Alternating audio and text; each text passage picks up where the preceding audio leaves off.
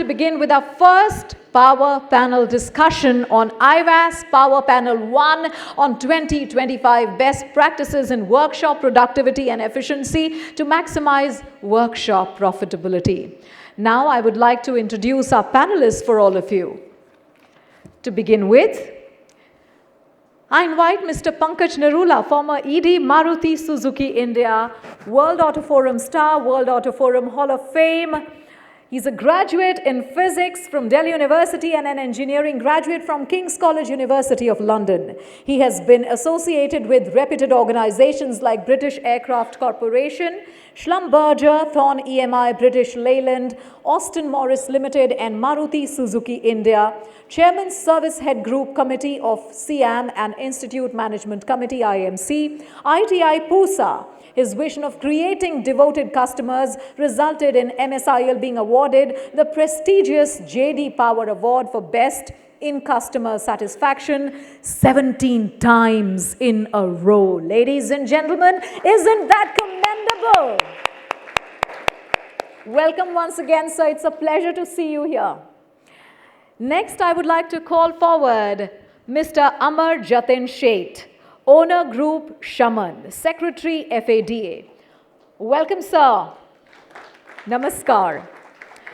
A postgraduate in Business Administration from SP Jain Institute of Management and Research, class of 2002. He began building Group Shaman at the age of 19, guided and inspired by his father, Mr. Jatin Sheth. What started from the ground up has today grown into one of Mumbai's most respected automobile retail groups. The group now represents Honda, Volkswagen, and Triumph across 22 Mumbai facilities, along with mobility, rentals, and pre-owned cars. He is secretary of FADA and part of its National Executive Council. Welcome, sir. You both can be seated. Welcome, welcome, and a warm round of applause to welcome them. Yes, thank you.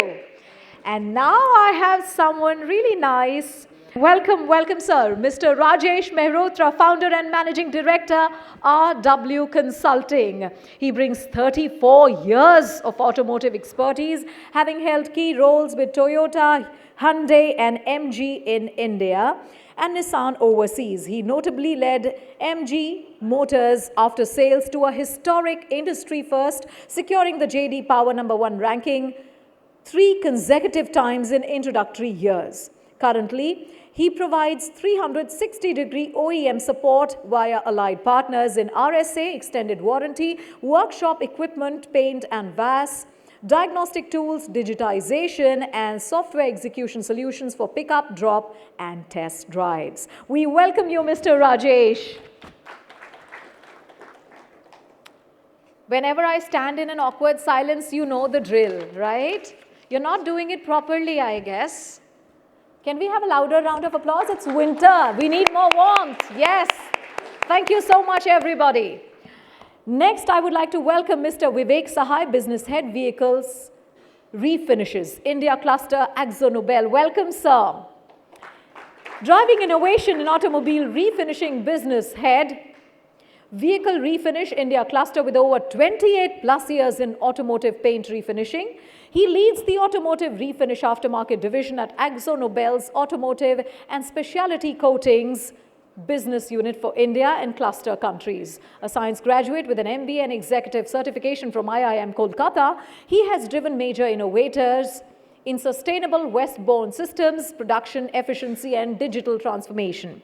His initiatives from single-cell rapid repair to productivity benchmarking have helped body shops improve performance and adopt greener practices. He manages sales, services, OEM, and insurer partnerships while strengthening customer relationships through a consultative approach. Welcome, sir. Welcome once again. Lovely. Whoever is prompting it, my heart is grateful to you for all the prompt claps. Thank you. Next, I would like to bring forth Mr. Nikhil B., MD Madhu's Garage Equipment. Welcome, welcome, young man. He is the third generation entrepreneur who began his hands-on career at 15 as a tire shop technician. After completing his engineering degree and an MBA, he joined Madhu's Garage Equipment full-time, working across India before moving into management. Rising from the ground level to managing director, he has championed greater autonomy, expanded the portfolio with affordable Madhu's equipment, and led a strong new focus on body shop solutions, establishing an in-house body shop to learn the business, understand customer pain points, and offer on-the-job training to workshops across India. Welcome, Mr. Nikhil. What an endearing smile you have. All right, and last but certainly not the least, the man with coffee in his hand and style at... You can come with that. You need it more than anybody else in the morning today. So, Mr. Anuj Guglani, the man who needs no introduction, and I'm not doing it either. Oh, okay. Okay, he means to mention that this is not coffee, just warm sips of water to let his throat soothe down a little, because I told you at the very onset, he has been through a lot 3 days ago. He was hardly able to speak. So, a loud, loud, loud round of applause, ladies and gentlemen, for this wonderful panel before you. And he is the chair and moderator for this wonderful panel discussion. And over to you, Mr. Anuj. Thank you so much, Deepthi. So thank you, friends. So now we are getting into the meat of the conversation. See, at the end of the day, anybody who's running a workshop business, car service, or a network of workshops in the OEM or in aftermarket, at the end of the day, it boils down to that one workshop, that one bay, that one technician, service advisor, that basically that indivisible unit where you have to have the best efficiency, best productivity, you have to have the best stat, you have to have your people, your resources, everything optimized so that whatever you have invested, you get its best return. But having said that, it's easier said than done, right? There are always problems, challenges. It's actually a workshop. What else can you use a word for it? So a lot of technicalities, complexities, lot of moving parts, lot of interconnected, interdependent entities. How can we ensure that each time your productivity, your efficiency is at a level where your profitability doesn't get affected? Because once the profitability gets affected, then everything gets affected at the end of the day. So can we have a list of problems so that those problems, the experts try to solve them? If I may, थोड़ा सा हटके कर रहा हूँ मैंने यहाँ पे एक फ्लिप चार्ट रखवाया है सर. तो as I had mentioned to you earlier also, बेझिझक, बिंदास, आप बताइए, what are your problems that you face in running a workshop or a network of workshops? Let's jot them down here so that we can try to get answers to them. What are the roadblocks to efficiency, productivity, profitability in a vehicle workshop? Any feedbacks? Yes, sir. Skilled technician, all right. So skilled technician, so availability or skilling, what is the problem there?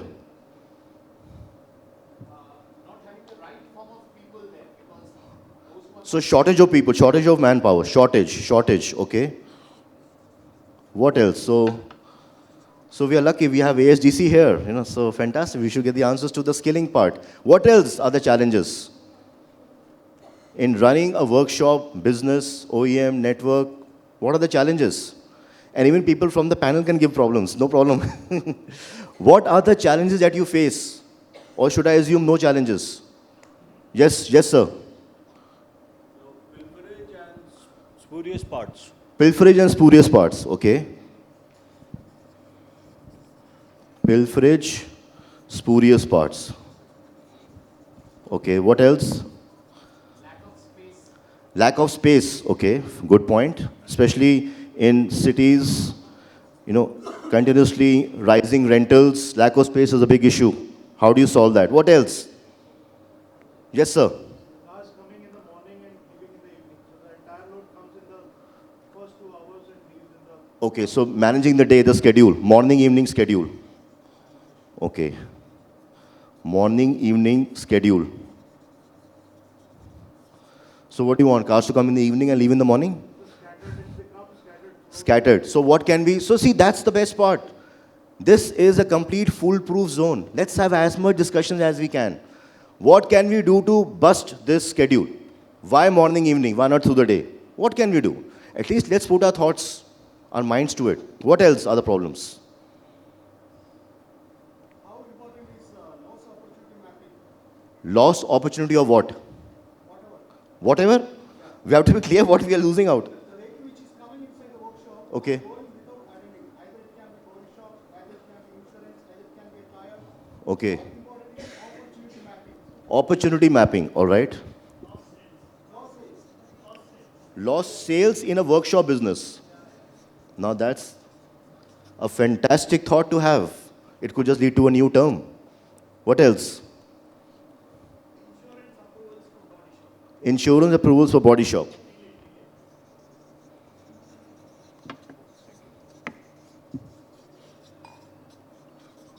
Okay. Anything else?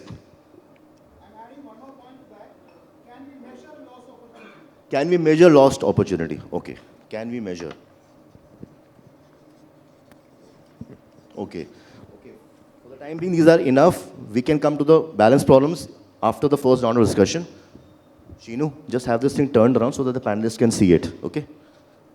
Okay, so now we are back on stage with a plethora of problems which we have to solve. So we have a plethora of problems, a couple of them in the body shop, a couple of them in the schedule. We'll just, I've asked them to turn that around so that you can have a look. So the problems, I'll just rattle them out. Skilled technician shortage. Sorry, my handwriting is as if I'm doing a signature. At times even I can't read myself what I've written. Skilled technician shortage, pilferage and spurious parts, lack of space in the workshops. Then there's morning evening schedule, you know, how we can have it through the day. Lost sales business opportunity and how to measure it, and insurance approvals. So with that, if you can begin with Narula Saab, our industry veteran, VAF first, VAF star, VAF Hall of Fame. Sir. Thanks, Anuj. Thanks for inviting me to this 11th IVASS. I must compliment Anuj first. He gives us a topic and it just changes the whole concept. He wanted to have the best practices in productivity and efficiency to improve profitability. That's what he gave us. Today he goes down on the floor, writes 10 points there, which are totally different from what probably I would have thought while sitting there and listening to whoever was on the stage. Then he comes with a coffee cup, and then he says, it's not a coffee, it's only a warm water. We don't know what is in there, but anyway, whatever it is. It's transparent, I don't know what else is there inside. And now, anyway, let me just start off with what the topic was, and then we can go over what the prompters you So have basically, given there. so the topic remains the same, sir. Topic is the same. It's just that we have got some additional waypoints. We will have We those just have some prompters. additional waypoints so that the people here also, they go back with some answers in line to what we mentioned. I totally agree. Topic with remains you. the same, We but can- some we can- waypoints. Again, his cleverness comes in there.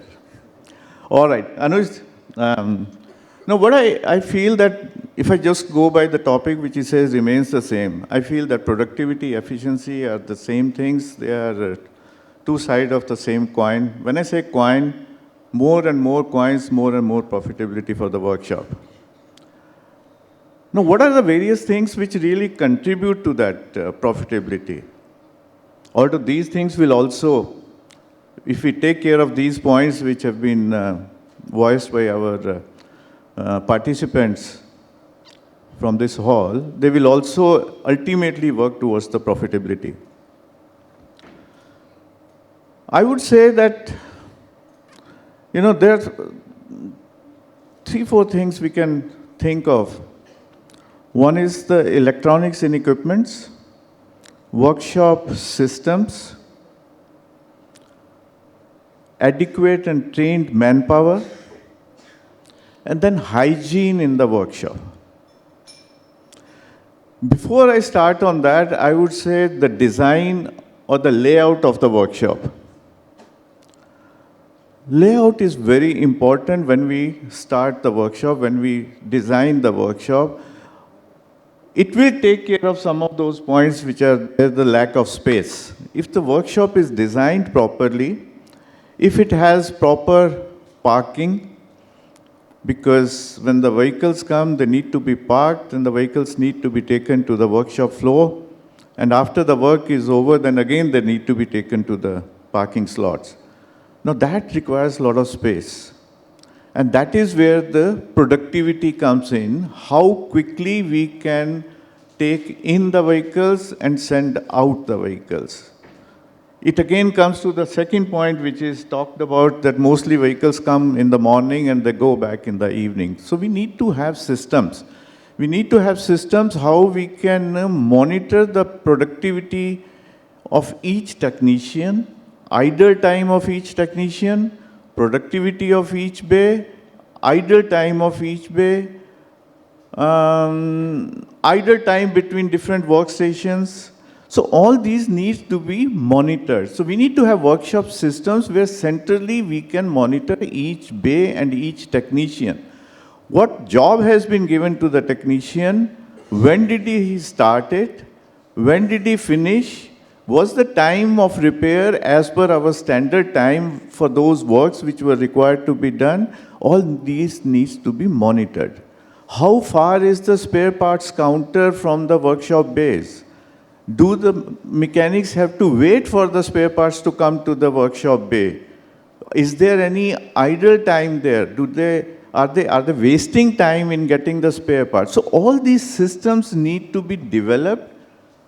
I wouldn't say that there is a shortage of systems, but the only thing is how well we implement those systems in our workshops. So one question, if I can put to the audience.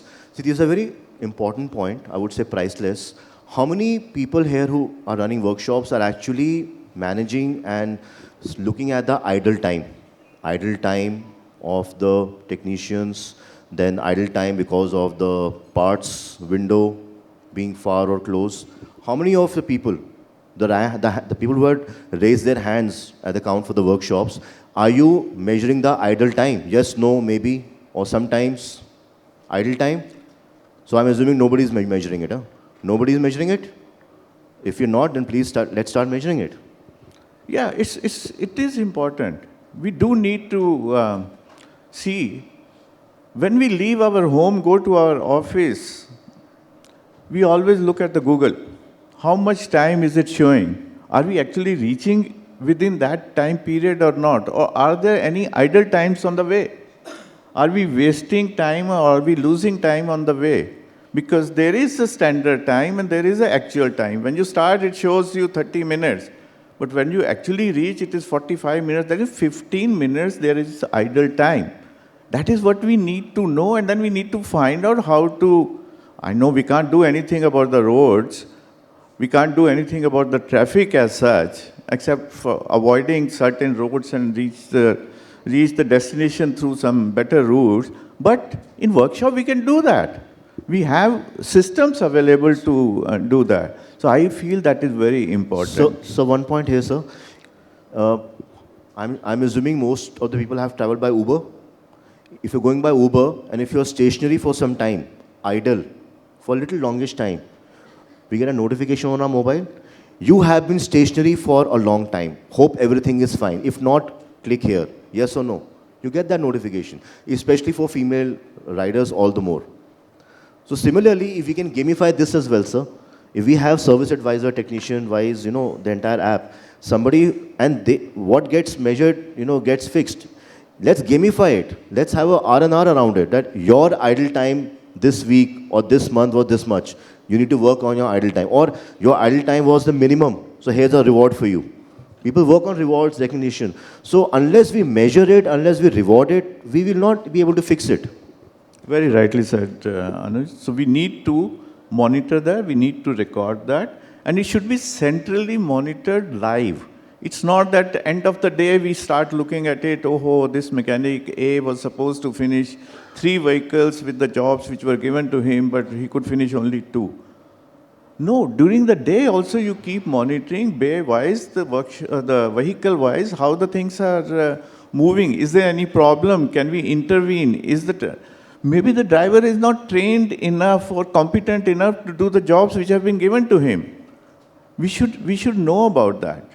So that's one. I think I wouldn't go on all the things because there are so many other panelists also, but I would go in for those 4 things which I mentioned: trained manpower, actually having adequate and trained manpower. Just to touch on one of the questions was not having sufficient manpower available.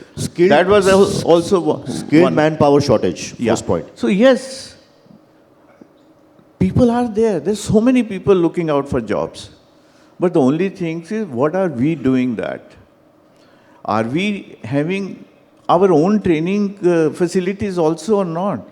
Do we have those masters in our workshop who can train? You know, पहले वो होता था system of शागिर्द. वो जो master होते थे, वो अपने शागिर्द को train करते होते थे.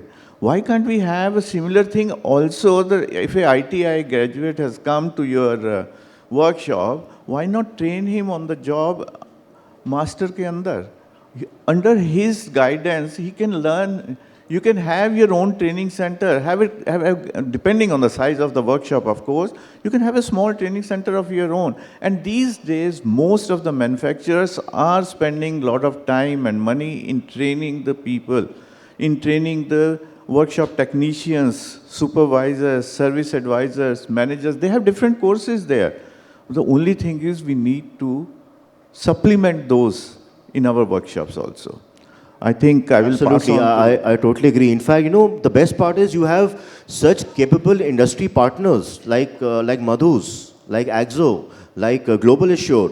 You can take their help in your regular service trainings. They can surely help you on the equipment, on the technology, on the processes, sustainability. Why not? They would love to do it. Yes or no? So, Amar Bhai, coming to you, you're running so many workshops hands-on, and I'm sure you would have been smiling when you would have seen those problems written on the flip chart. Arey, ye to roz ka khel hai, baba. So, what are your secrets of handling these challenges and the others that you have in your mind? No, I think like Narula sahab briefly touched upon the layout. I think that is a point that most automobile workshops don't pay attention to. It all starts with planning. I mean, what is your vehicle route going to be? What is your technician walking going to be? Where are how far is the parts, or how far is the washroom? I mean, because even if he goes thrice in a day and it takes 2 minutes to go and come, it itself is a wastage of time. So unfortunately, I think in India, what has happened historically is that the availability of manpower and the cost of manpower was always favorable to the auto dealerships. But today, when we are seeing it more difficult to get manpower, it's becoming more expensive to get manpower. That's when the importance of a productivity or an efficiency is even much more. In a after-sales setup, your bay is already installed. That is your capacity into if you're working one shift, into your 8 hours, into your 30 days. That's all that you are going to be able to build. But if you're able to, in that installed capacity, generate much more production, then that's where you change the game. So that's certainly very important here, and having the correct skill set is a key. Like we all know, if you pay peanuts, you'll get monkeys. So it's important that you recruit people who have been trained or who are having the right attitude to undergo training and then perform, because they are your key. I mean, the support staff in a workshop is only a cost. It is only your manpower which is actually working, be it in the body shop or the mechanical shop, is one which is going to generate money for you. So I would say that the planning stage is the most critical stage, when you're doing your layout, and that's where I think even Akzo plays a great role in designing the body shop. They spend so much time with the dealers to, you know, give good inputs. Amar bhai, one quick question. Is it true that the technicians who work in the body shop, who are actually contributing to the maximum revenue of the workshop, they are the ones who have the lowest self-esteem also? Is it true?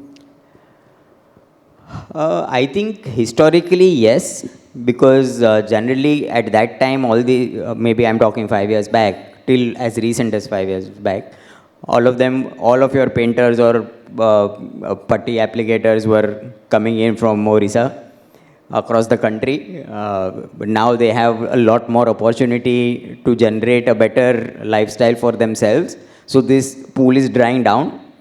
That's why you're now looking at people who you were willing to pay more, and then, like you said, they are doing better work, and you're focusing more on, things that can make them earn more, do more, and you're giving respect to that position today because it is a position which is becoming scarce. I think also mindset-wise, for us, if we look at a customer's bill, there is a labor component and a parts component. If a customer asks for discount, we always give a discount on the labor. We never say anything about the part. But as per me, that's totally wrong. Because labor is what's contributing to your bottom line. Labor is what's covering your cost. Labor is what is actually the workshop's earning. A parts is a trading. Parts is a margin on what you're buying and what you're selling. So there actually you can afford. So our mindset on labor is something I feel which needs to change to then address the topic and come to the point of productivity and efficiency. Okay. Fine. So, Nikhil, you have been running this business. You're the third generation entrepreneur, and 70 years, 7 decades of not just running a business, but the acumen of the industry which has got passed on from generation to generation. So when you have so much of knowledge, so much of acumen, so much of exposure of how things have transformed, and now latest technology, what do you think is that a lot of workshops are lacking and which are like lowest hanging fruits to enhance productivity, efficiency, and of course profitability? According to you, which are the lowest hanging fruits which each workshop should do and they're not doing for some reason? Right. Thanks, Anuj, for asking such a direct question. See, this is all my opinion. I am in the presence of very experienced people. Right? Some people have experience equal to my age. So, yeah, probably more, exactly. But see, in our industry, I have been working officially for about 15 odd years now, but I've been seeing my father run the business, and I have been in and out of workshops for more than 20 years now. And to give a very simple, pointed answer to what Anuj just asked about the low-hanging fruit, I believe that the easiest low-hanging fruit that is currently missed out by most car dealership and workshops is a simple service called wheel alignment. Everyone knows it.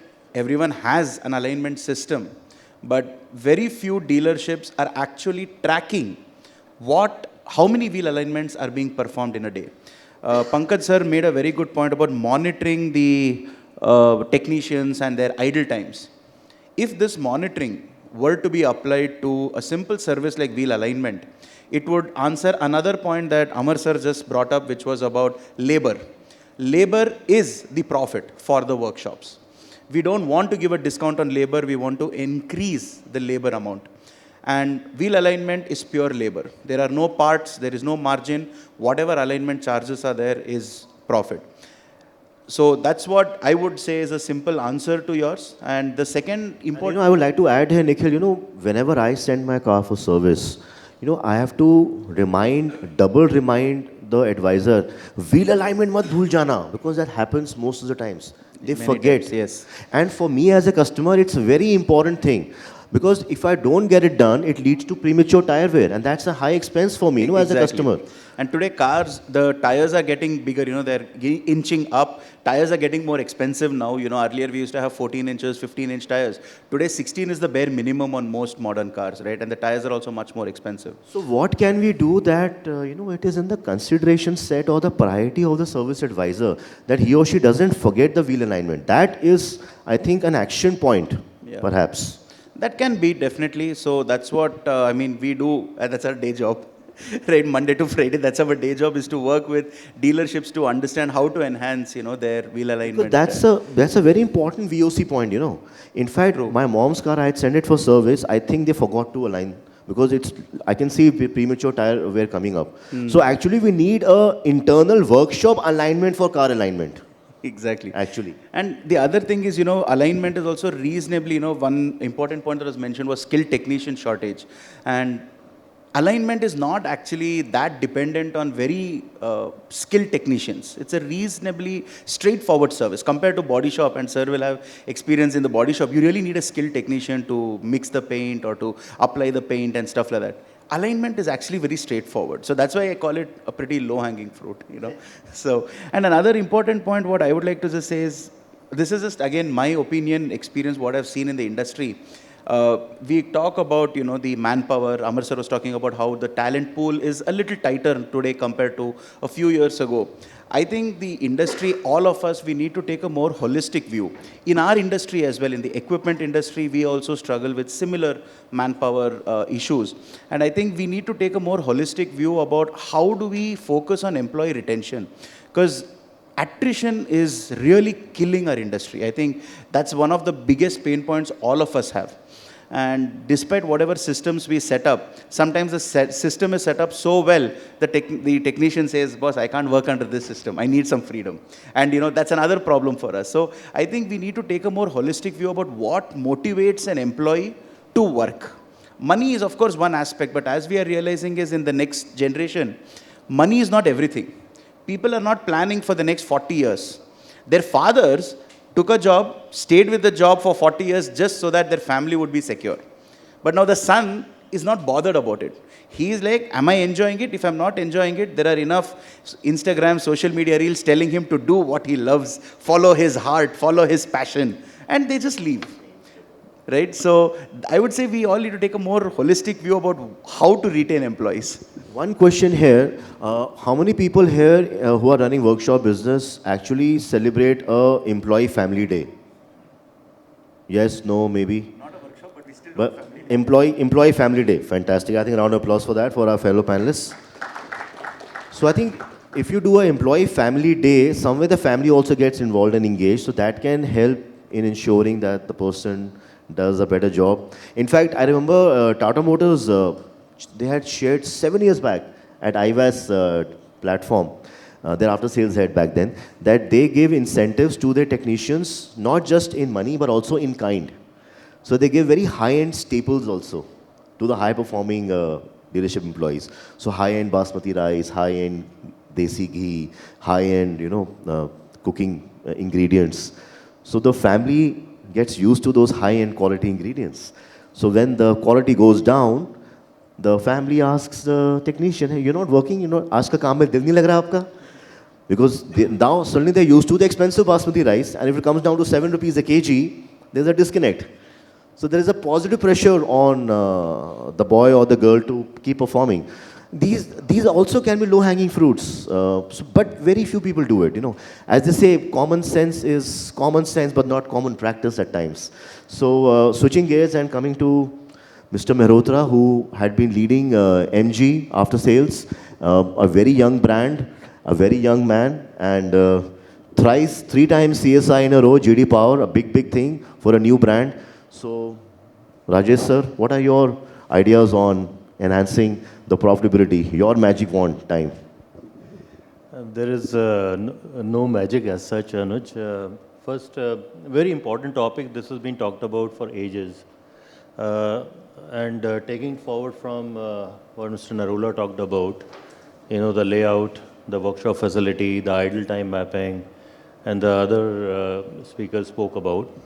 Let me quickly go back to the basics. See, people and process are the foundation. And the first foremost thing is whatever you do today in terms of digitizations or AIs and so on, the foundation doesn't change. The foundation comes from the standardization of operations. That brings in the consistency and less repeat visit or repeat repairs. And many a times we end up increasing the manpower without it actually going to the root cause that why the workshop is getting flooded. And many a times it may also happen that, maybe 40%, 50% is coming because of the repeat works. So sometimes we start talking about efficiency, but we forget a word called proficiency. So one is working fast and second is working smart. So are we really honoring and rewarding the technician for the saving of time in both ways? So isn't that's called FRFT if I'm not wrong, right? Correct. So FRFT, fixed it right first time. How many people are actually mapping it and rewarding it in their workshops? FRFT. No one? Well, let's start doing it. So very, very short-term view, some of the workshop takes, in 1 hour or 2 hours or 3 hours, how many cars have been done by technicians versus how many cars have gone and not come back for the repeat. That adds up to a lot of pressure and we end up making a very random decision of increasing the people just like that. And that's the indirect, the direct cost to the dealership. The second portion of it, building it up from Mr. Narula's point on the layout, and he spoke about very clearly on the idle time. Each OEM in general know about the product, its own capability, its own reliability based on the various data points which comes in. Now, how much are we able to segregate the workshop beyond the basic layout setup in the initially is these are my repair bays and these are my express service bays. So how much you can actually churn out and how those express bays are effectively utilized, that's another part of it. Rajesh, one more point over here. These days we have different kinds of chemistries coming in the workshop. Same workshop, you have pure EV, you have ICE, you have hybrid. So how do you manage the efficiency, the effectiveness, productivity, proficiency in this kind of a pattern? See, one is definitely, one is a pure EV company and second is you have a ICE product and also the EV products. It deals a very different level of understanding. Now all these cars are connected cars. It leaves us to the next level, which is an advancement from the basic. That how you use the connected car, the data which is in, I don't know how many bytes or millions and billions of bytes, but sometimes we really do not know what to do with those data. It actually keep it protected if nothing else. Yeah. So, as I said, the foundation is definitely important. Skill level, capability and retention is also actually important as spoken about. When you are building it up with the tech and today's world, I think the tech part of is going to play an important part of analyzing and understanding the data and also looking at what more you can do on the, say, hybrid or EV, which require lesser repair. Now, that's where the profitability parts plays in, whether you talk about the value-added services or whether you talk about, ADAS calibration, because now that is a feature. Less and less accident probably is good for customer, but probably not that good for the workshop. So you have to use those calibrations. Why is it not good for the workshop? Why can't we charge money on that? Correct. That's why I'm saying, are we spending enough in terms of uplifting the workshop to do those kind of diagnostic? Or saving time using the AIs and VR? Sir, this is your panel already started, huh? So precursor perhaps. Now with the kind of cars on the road, you cannot turn hundreds and 200s of repair manual. How you use that, symptom-based diagnosis, a faster diagnosis. Because ADAS calibration is a mission-critical, high-priority job for the customer. True. If we can charge, in accordance, he or she will not mind at all. And one of the point which, before I hand it over to the next speaker, is also, what are my overall parts to labor ratio?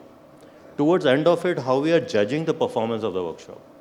Sometimes we go into a very specific, this is my per RO revenue.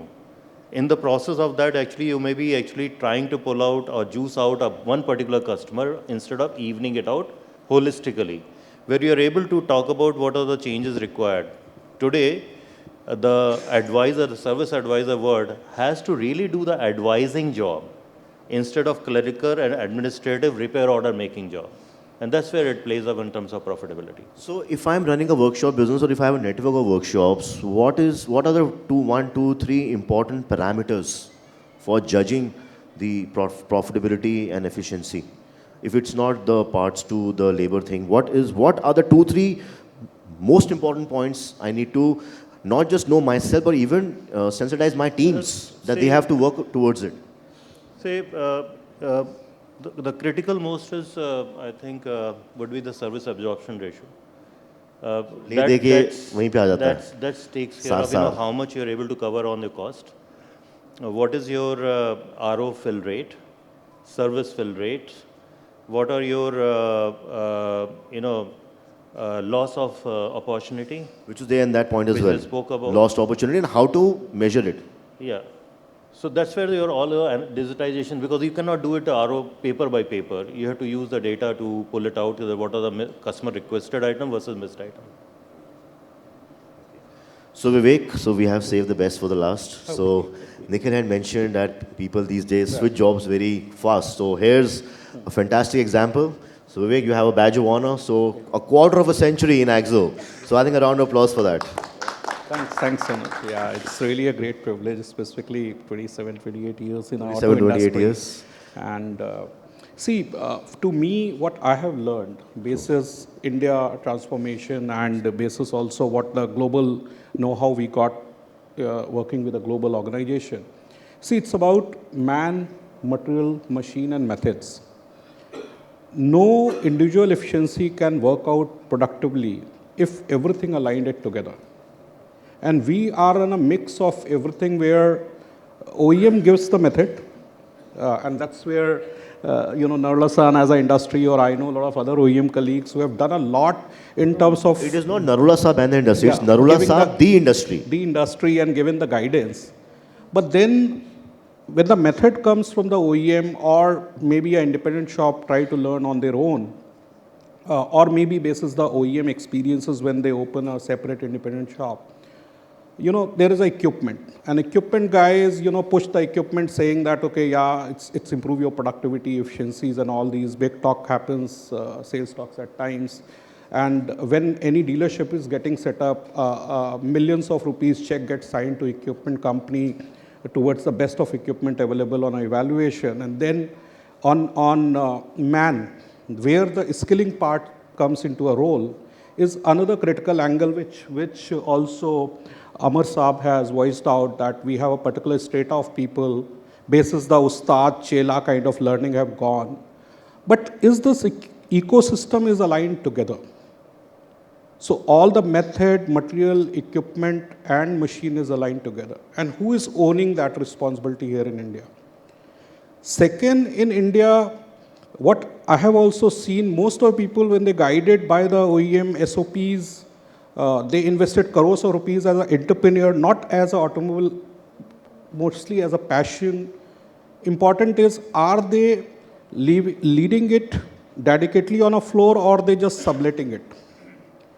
And that's also reason that if you look, most critical thing in your workshop like washing, which reflects the cleanliness of a car. Another most critical thing which everybody acknowledges being most of the profitability in their P&L is a body shop. Is the manpower who is there is on their own payroll or not? And then the mindset comes in, is the training is a cost or an investment? So I recall a CEO and a CFO talking to each other.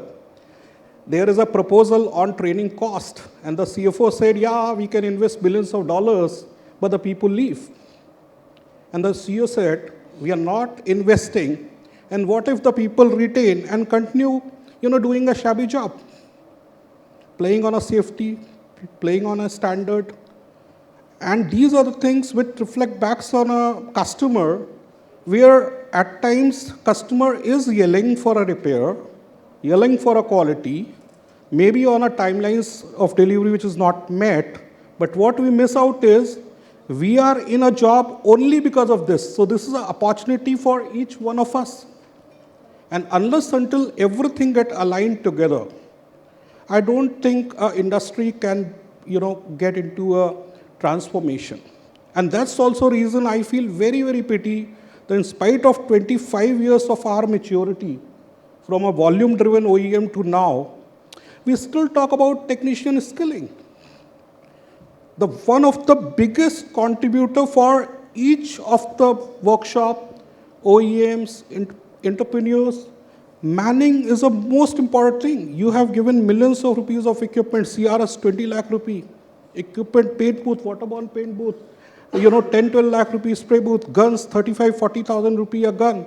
But who is, actually maintaining it, delivering it? And that is where, unless until we fix this root cause, everybody aligned together.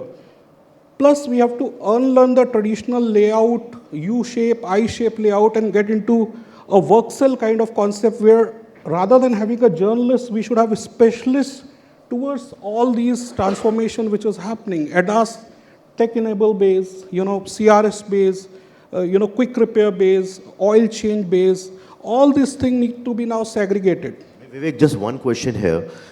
So you're trying to say it's like a penny-wise, pound-foolish thing. We are investing crores in equipment, but not lakhs in training. Yeah. So why can't that be a bundle package with the equipment? Yeah. थोड़ा से पैसे बढ़ा दो. No. So that's where another problem comes in, that India, our negotiation style at times says, the point is, okay, how much is a per panel cost comes in. And when we try to fix this ownership to someone else, to a third party, then he will start cutting the corner, because then, you can't get, a quality by throwing penny, right? So everything, it's about having a right investment mindset. And then further comes in that in this dealership environment, which is very, very complicated, don't link the P&L. If you are selling car, please make up separate P&L profitability by selling car, not to deploy the car sales loss by your body shop profitability, having a 1.5% EBIT, losing out your profitabilities, negotiating your suppliers on the parts which might be spurious with some unorganized suppliers, not signing off on warranties. There are the companies, there are the equipment companies who can give you lifetime warranties on part, but then it can't come free. One more thing over here. When we talk about body shop is the single largest contributor to the profitability? Okay to say? I hope Amar everybody bhai? says yes. So body shop is the single largest contributor to the P&L. Okay? Yep. So the priority should also be the highest. You're saying at times it is not. But if we just step back and see in the body shop how the things they pan out. Right. If there is an accident, God forbid, minimum injury, no life lost, may God have like that. The car gets or the vehicle gets towed to the workshop. Center, yeah. Then there is an insurance process, survey process involved. Yep. Then comes the body paint and the technician and everything. Yep. So there are many people of the Steps ecosystem. involved. So if we can involve the RSA people, we can involve the insurance people, the dealership people, OEM, paint, Insurance company, chemicals, surface, can't we have a kitty now for training as well? Yeah. So let's work on that also, no? I'll tell you a problem with that. Everyone has different goals. Okay. The OEM has a different goal, the customer has a different goal, insurance company has a different goal, paint supplier has a different goal, body shop equipment vendor has a different goal. So that is what I voiced out. Take the common goal of a happy customer. Customer is common. If we take that as the common vision. In India, happy customer is the guy who pays the least. Yeah. And that doesn't keep the other stakeholders happy. Right. So somewhere if it can be driven by association like FADA or CAM, even VAF can help do it, or by the OEM. See, हमारे हर programme में कुछ ना कुछ action निकल के आता ही है. I showed you our last program's action point. हम कर देते हैं, हम सिर्फ बोलते नहीं, हम कर डालते हैं. तो अगर इस पे भी कुछ करना है, we are ready. See, there is a solution. We can do something together. Yeah. So there is a solution available where globally, repair system or other workshop-related system matured in terms of software-driven estimation. Now, look, in India, there's hardly any OEM or any customers who are actually able to imbibe software-driven estimation.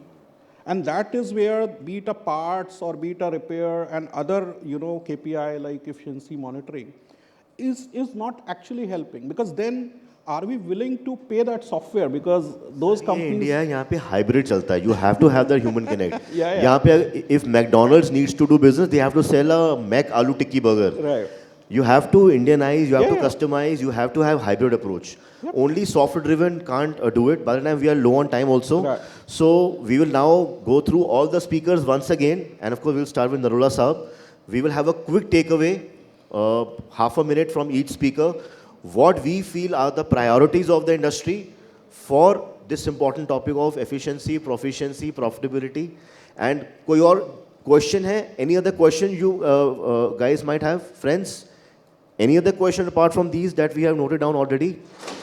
Yeah, this time we did an inverted approach. Okay, we will come to your question also. So Narula sir, key takeaway.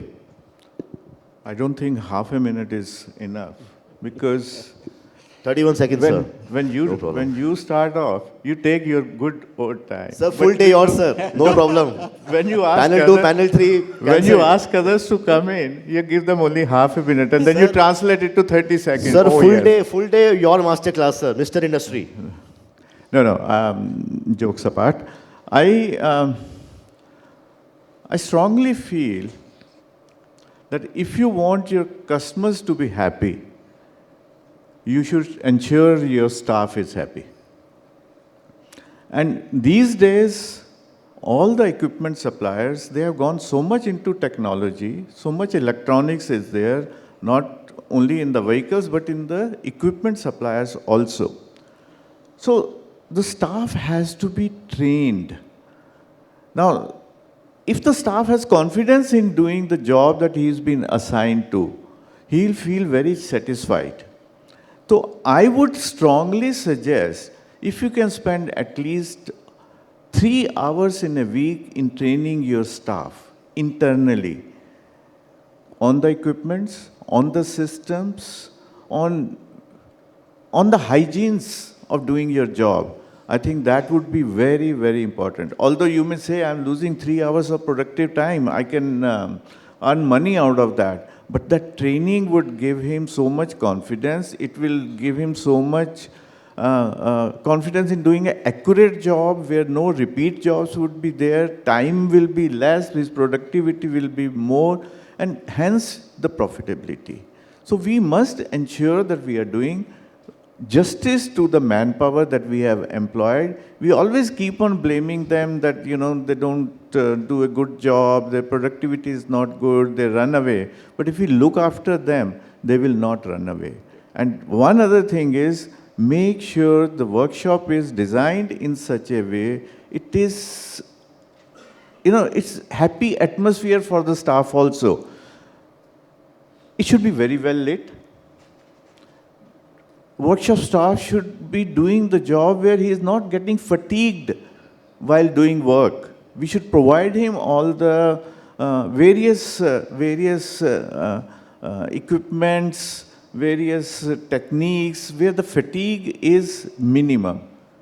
And I don't know how many of you would have gone into details, but one of the worst and the dirtiest area is the toilets or the washrooms of the workshops.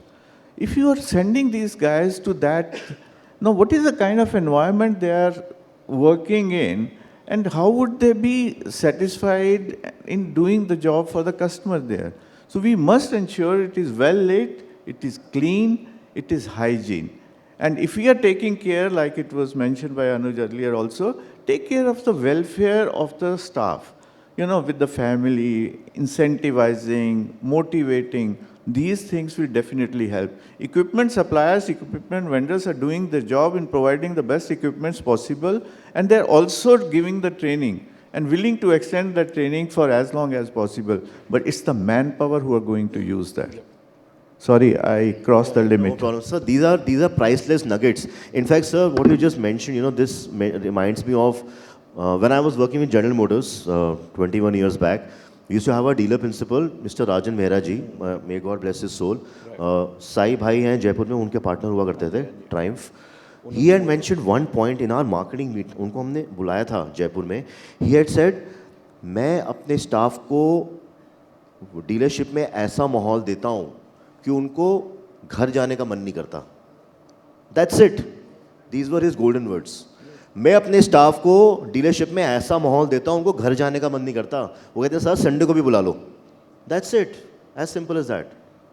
And that's exactly what Narula Sahab has mentioned. And that's the most important. And उस पे इतने पैसे नहीं लगते हैं. You just need a vision. So Amar bhai, your key takeaway, sir? No, I think my point is that manpower availability and the lack of space that we said is going to be a challenge which is going to keep increasing. We'll have to look at developed countries, how in cities like Tokyo maybe they still function with an after-sales setup. How do they still get manpower to work for it? So productivity efficiency needs a lot more focus, and idle hours, like we said, and idle everything needs to be targeted. But I think picking on, like you said, WAF takes up two things. I think a few things to change the thing on. One is a workshop should value time, right? But like we had a point saying that people, Ruchi said everyone comes up in the first part of the morning. Even if we schedule his appointment at 12 o'clock, he'll still come at 9:30 anyway. And that's, I think that as an industry, we need to move to educate the customer to stick to a schedule, because that will help us schedule our work much better, and that will help us plan much better. Capacity will be a constraint, so we'll be able to optimize it. And the second point I would maybe put to you is, as an industry, we need to become more glamorous. It's no longer auto sales में जो मज़ा था, लोग को join करना था, it's no longer there. The new youth have a lot of opportunity. They have a lot of things just sitting at home on their phone making money. So for us to get talent is something which is now becoming more and more tougher. And for that, since I think you are the marketing genius in the room, we can brainstorm on how do we as an auto retail industry become more glamorous, become able to attract more talent, good talent, and keep them with us. I think that is a point we all in this room need to work on and work on. Fair point, fair point. Yes, sir, sure, sir. Although it's not the allotted time, but I'll just, one of the points that he raised there, lack of space. And, as we are developing more and more and the cities are becoming more and more expensive, lands are not available or they are available very expensive. I come back to the same designing of the workshop and the equipments available. Parking takes away a lot of our area. And at many places I have seen where the dealers' workshops have installed the multi-level parking systems. So where there is a one bay on the ground, you can make even 3 bays on that and have the multiple parking there. So you are reducing the parking area by to 1/3. Number 2, now, why can't we incentivize the customer, number 1, to come on time when you have given him the appointment in the morning, or come in early in the morning so that, you're not wasting or waiting for the customer. Incentivize him. Similarly, incentivize the customer to come in the evening to give you the vehicle for repair. Have a workshop running during the night. I'm not saying the whole workshop, but have a night workshop, a workshop within a workshop which works during the night. You take the vehicles in the evening, keep it ready for the delivery in the morning. So you have intake and outtake in the morning itself. So you're utilizing the space more and more. So these things will definitely help in taking care of the shortage of space or the space being too expensive. That's a very, very fair point. So there's no harm in trying. A lot of people have tried that. I remember 21 years back when I was working with General Motors, we had started the midnight workshop also. A few dealers got good response, few did not get that good a response, they had shut it down. But it's the way you run it, the way you outreach, so many, many parameters, but it can surely work. Nikhil, your key takeaway? I think what Narula sir said about, a lot of equipment that is, now high tech. I think this is something that the industry is yet to completely accept. Vivek sir also said something about how during, the time of equipment purchase, the focus is on the cost. And I think that, in my opinion, and of course it benefits my company, so disclaimer, right? But I think that is one of the key things. I have traveled to the US and Europe. I have seen those industries, those car dealers upgrade themselves. And I think that's a very thing of a developing market where initially the focus is on cost, the upfront investment, and not on the productivity or efficiency. I think if as an industry we can start looking at how to invest in equipment which should give us a return on investment, rather than saying sabse sasta kaun sa hai wahi le lo. So that is what is my... महंगा रोए एक बार, सस्ता रोए बार बार. Exactly, absolutely. Thank you. Okay, Rajesh, your key takeaway? 3 points. One, taking it forward on that, on the body shop, since it is one of the ignored area and it's a time-consuming job, the car stays in the workshop for a longer period. The overflow start damaging the entire capacity of the workshop. So that's definitely an important point, not only the equipment, but also the kind of material used, which could be faster. Number 2 would be on the overall side, we should not just blindly start taking the tech adoption, focus on the basics, on man, material, and process, and then build it up on using the tech. The third one would be, the customer pays for the repairs and the dealer pays for the inefficiency. So what is more important, that how we are able to manage the time instead of managing the cars. So the focus normally remains, how much cars we have done, rather than focusing on how much time we have and how much we have churned out. So that's my takeaway. It's a priceless nugget. So incentivize the customers to get their cars and pick up their cars on time. Yeah. That is make you earn more. Incentivize, give some free wash or something free or some discount. Still you will earn more. Yep. So to me, again, an industry forum like IVASS can help this ecosystem by bringing everyone on a common platform and look how we can, grow together as an industry. Second is that, when we know the problem, it can give customer delight and also gives a revenue opportunity. Important is when any negotiation comes in, put the cost of the training or warranties also from the entire ecosystem point of view. That is second important thing. Because nothing comes free, and if it is built apart from the direct cost of the material, then obviously the commitment from both ends, the receiver and a supplier, and becomes better, and obviously then ecosystem, be it of OEM or non-OEM, will also better. Third point comes in that own your people and try not to contract. And even if you end up subletting it as a contract, try to engage a organized contract, who follows the government norms, who follows, certain employment norms, training efficiencies, because we have those kind of companies like TeamLease, Provis, all these guys, who are also ready to own a manpower on behalf of you, but they are more matured rather than, subletting a contract to a painter himself to run a paint shop with his own family niche, and you are ultimately become victim of a situation by creating a dependence on him. Because then they switch the manpower amongst the places, ecosystem on training and all this stuff goes waste. And that's where I see most of the key OEM, volume-driven OEMs also struggle. They have very good skill development program. Suzuki himself is running, skill contest. ASDC have run a platform for India skilling, where India technicians participate at a world level, where they compete with Japanese, American, European, German technicians. And till now, though we got a medallion positions, but none of our technician was able to win it. They are not even past 10 years, they are not able to lead, the number one position. This as a challenge to train them, exactly. group them? No, so training ownership, we as an ecosystem are ready to own. But then the point is, if the manpower is 80% of workshop is manpower is ASDC in the house, Larry Saab.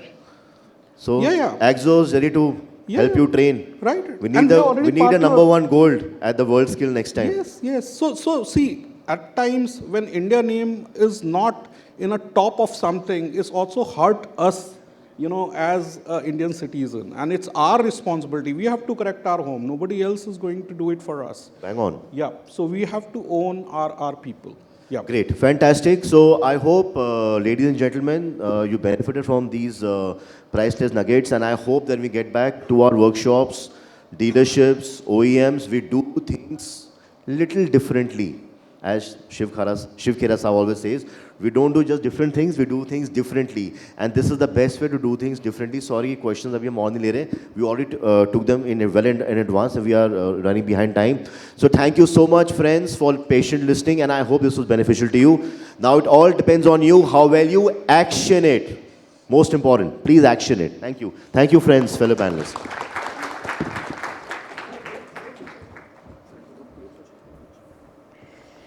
Thank you so much, everybody, for this panel, because you've got a lot of energy, experience, and enthusiasm with yourself, and it was truly a very insightful session. And now it's time for our felicitation, and your claps should not cease, yes? So, ladies and gentlemen, I would like to now call forth representatives from ASDC and Morris Garages. Can we have them quickly here on stage? Yes. A lady, a lovely lady, and a young man here. Put your hands together to welcome them, and they are going to felicitate. To begin with, let's bring forth Mr. Pankaj Narula. Sir, please come forward. And the claps.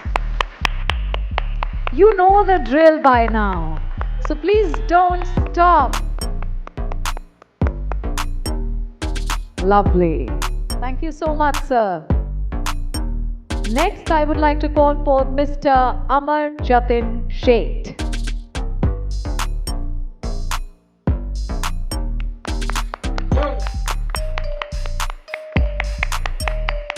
Lovely. The most beautiful smile. Lovely. Next, I would like to call Mr. Rajesh Mehrotra. Sir.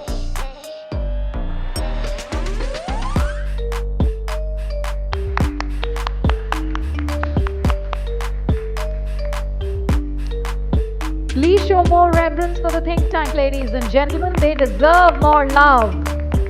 Next, I would like to call Mr. Vivek Sahai, sir.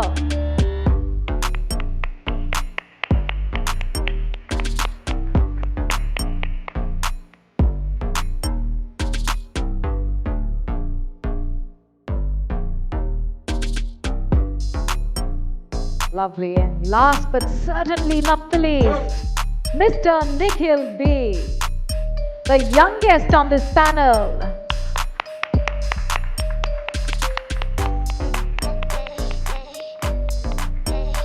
Thank you so much. You know what? Your energy becomes my energy, right? So, where is your energy? The panel was absolutely amazing. One group photograph. Oh, and don't forget your ear-to-ear smiles.